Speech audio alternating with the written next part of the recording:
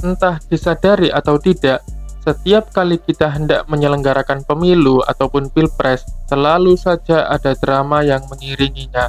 Menjelang pilpres 2024, drama politiknya adalah politik dinasti, Jokowi 3 periode, hubungan keluarga Jokowi dengan PDI Perjuangan yang absurd, dan lain sebagainya. Kemudian di Pilpres 2019, drama politiknya adalah Jabong Kampret, Jabong Kadrun, FPI 212, dan polarisasi masyarakat karena beda pilihan.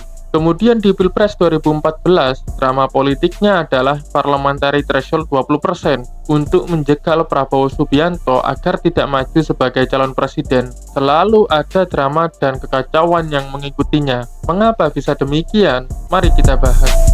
Sebetulnya, drama-drama yang ada di dalam politik itu tidak terlepas dari beberapa penyebab, seperti hasrat dan nafsu manusia yang haus akan kuasa dan pengakuan. Hasrat manusia ingin berkuasa ini muncul ketika manusia tersebut ingin memperoleh kekayaan duniawi yang sebanyak-banyaknya. Apakah kekayaan tidak bisa diraih dengan cara berbisnis atau berdagang?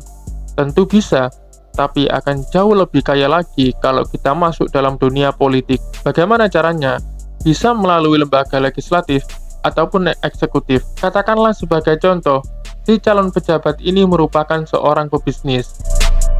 Melalui lembaga legislatif, sang pebisnis tersebut akan membuat sebuah peraturan atau undang-undang yang isinya sebenarnya adalah untuk memperkaya dirinya sendiri, atau dalam bahasa lain, ingin membesarkan bisnisnya melalui peraturan yang dibuatnya sendiri.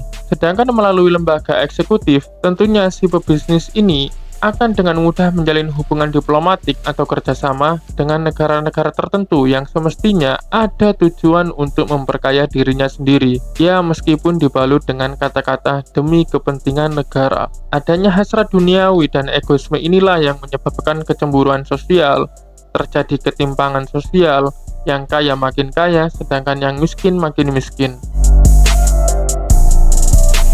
Politik kita akan lebih kacau lagi kalau pemerintahannya cuma diurus oleh kelompok tertentu saja, diurus oleh orang-orang terdekatnya saja tanpa mempertimbangkan kemampuan dan kompetensi orang yang ditunjuk. Atau dalam bahasa lain, politik kita kacau kalau ada seseorang pejabat yang naik jabatannya secara instan, secara cepat.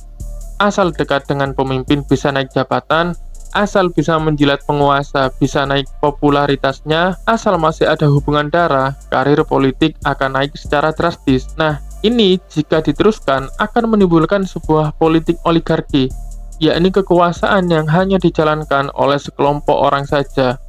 Atau bisa juga menjadi sebuah politik dinasti, yakni pemerintahan yang dijalankan oleh satu keluarga saja. Apakah politik dinasti ini salah? Tentu politik dinasti ini tidak salah jika kita dari awal menyepakati bentuk negara kita adalah kerajaan. Namun kita telah sepakat bahwa bentuk kekuasaan negara ini adalah demokrasi. Maka jelas salah dan bertentangan jika kita melakukan politik dinasti di dalam sebuah demokrasi.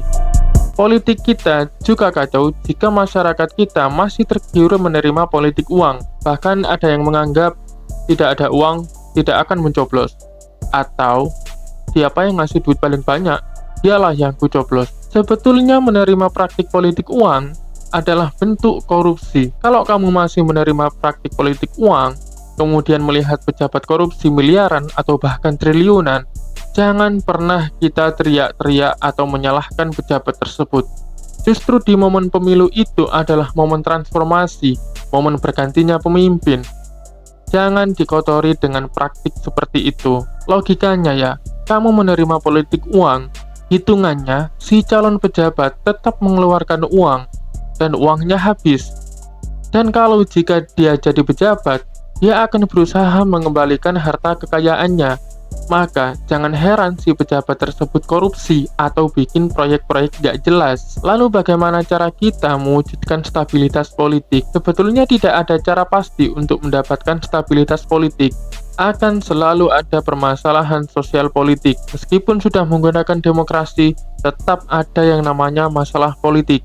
Karena setiap kelompok memiliki kepentingannya masing-masing, yang kadangkala kepentingan tersebut saling berbenturan. Sebetulnya bukan bagaimana mewujudkan stabilitas politik, tapi bagaimana cara kita merespon dan adaptif terhadap dinamika politik yang sedang terjadi. Tapi dengan kita saling secara politik, setidaknya kita lebih kritis dan lebih peduli soal kehidupan berbangsa dan bernegara. Sekian dan terima kasih.